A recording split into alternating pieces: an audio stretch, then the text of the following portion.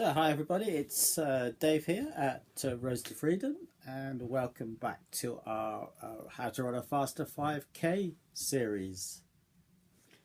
So last time we looked a little bit at building a very strong aerobic base, how to go about that, and today we're just thinking about that situation now where we're comfortable with the distance. We know how to run the distance, our body's comfortable with the distance. We could go longer than 5k if we want to, quite comfortably, but maybe we just got to that point where our times are starting to plateau out, so we're no longer able to improve simply by doing more running.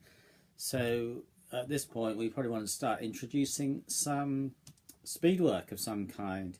So there's various different methods of speed work. One of the best ways into it is to do a little bit of what's called fartlek training. So fartlek training is basically, comes from a Swedish word meaning go as you like, or speed play.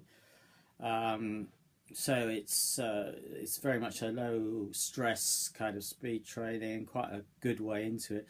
You basically go out for a longer run, sometimes cross country, and you put in faster, harder bursts as and when you feel up to it, and so you might walk up a hill and then do a sprint across a flat piece of ground or something like this, and it's very much down to how you feel on the day at the moment, and it's a good way to start introducing some faster work into your training, and then moving on from there, more specifically, you might want to do some longer or shorter interval type training, either on the track or on the road or off-road.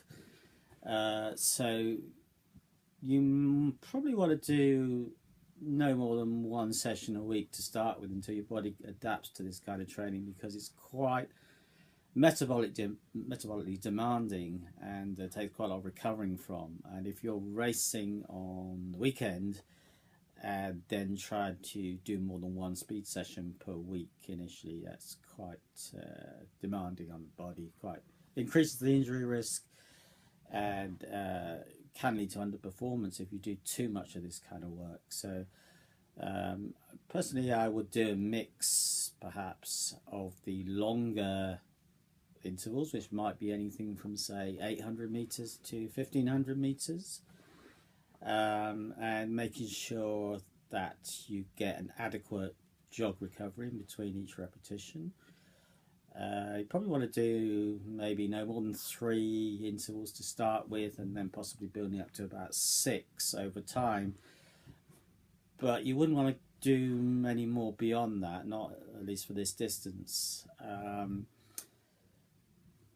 And this wants to be really relevant to your 5k pace. So if your 5k pace, for example, is 5 minutes per kilometre, you'd want to be running 1 kilometre repetitions, certainly quite a bit less than that. So you might start off at say 4:45 pace, and if that feels comfortable, then you might up the next interval a little bit and keep trying to improve your speed over that distance, up to the point where you start to lose form or get slower, and at that point there's no point pushing it any harder. So just back off at that point, especially if you're new to speed work. And then the other type of interval you might want to do is the shorter type, and these would focus more on the pure speed element as opposed to speed endurance and tolerating lactic acid build-up. So these might be anything from say 200 to say 400 meters, or maybe 500 at most. And again, these want to be at a faster pace still than your 1000 meter repetitions or 1500s or whatever, so that the speed that you gain, the pure speed you gain from these, will carry over into your longer intervals in time, and ultimately of course into your race pace as well. So so if you're doing your 1 kilometre repeats at 4:45 kilometre pace. You might want to be doing these at around 2:15 pace if you're doing 500 metre repetitions, for example. These can be done on the track, or they can be done anywhere. And the other way to do it is not to do it by distance, but to do it by time. So just say I'm going to go hard for 2 minutes 15 seconds, and sometimes that's a lot easier to measure. And you could actually see how much distance you've gone each time by kind of reverse engineering that as well. So those are the two kinds of interval training sessions that I kind of recommend, particularly for 5k.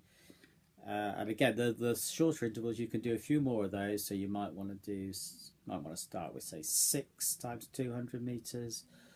With jog recoveries again, make sure you're pretty well recovered on these, nearly full recovery on these, I'd say, because we want these to be high quality efforts, and they're more for developing pure speed as opposed to being able to tolerate lactic acid buildup. What else to say?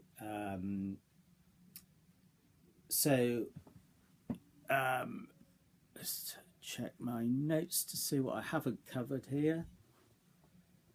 So yeah, other points to mention about speed work. It's very important that you warm up thoroughly for a speed session. Spend a lot of time warming up and loosening everything. Not with static stretching, but with some jogging to start with, and some steady running, and some dynamic mobilization. Okay, so maybe some shoulder rolls and some arm swings and some squats and some lunges, some calf raises, that kind of thing, hip circles. Just try to get all the joints a little bit flexible and lubricated before you go hard. Also very important that you warm down afterwards. So warm down, some people use static stretching, do a bit of jogging, some walking maybe. You might again do a few dynamic mobilizations depending on your preference. Probably some foam rolling if you've got a foam roller handy, either at the venue or at home. So that can help with recovery, and try to keep moving around gently for the rest of the day. Hydrate, obviously, perhaps a little bit of salt added in there to replace any lost electrolytes.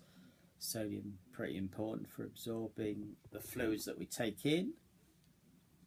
Obviously, continue to eat well over the period following the hard training session, depending on your current dietary regime.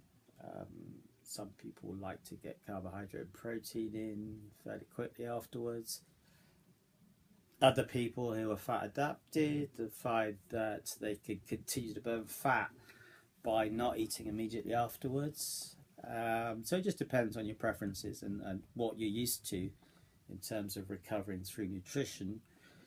But at some point you will need to take on board enough protein to rebuild the muscles. So the protein element is quite important here. Don't overdo speed work.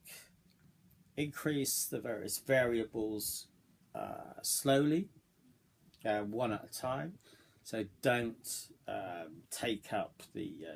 don't increase the distance and the frequency, and reduce the recovery intervals all at the same time. So you play with one variable at a time and try to increase gradually your intensity or lower your recovery times or whatever to try to get beneficial effects. But it depends very much on where you are and how you go about that. What else? Yeah, just one more point about interval training, and that is to make sure that in between the interval training that you're doing plenty of low intensity work, that you're not just doing speed work. Speedwork itself wants to be high quality key sessions in the week, so make sure that you leave some slightly easier sessions in between, and don't train too fast the day before a race, obviously. So if you're doing 2 interval sessions a week, you probably do those perhaps on a Monday and Wednesday, or Tuesday and Thursday at the latest. If you're just doing the one, then probably Wednesday or Tuesday would be your best options. Okay, so that's just a brief overview of how to introduce Speedwork into your 5K training plan. If you'd like some more individualized input into that and how you go about it, then just give me a call or email me. So it's David at Road to Freedom. So info@roadtofreedom.net. 075 044 39555. Please subscribe to this channel, because there's going to be quite a lot more informational type stuff on here. And please like my video. Thanks. Bye.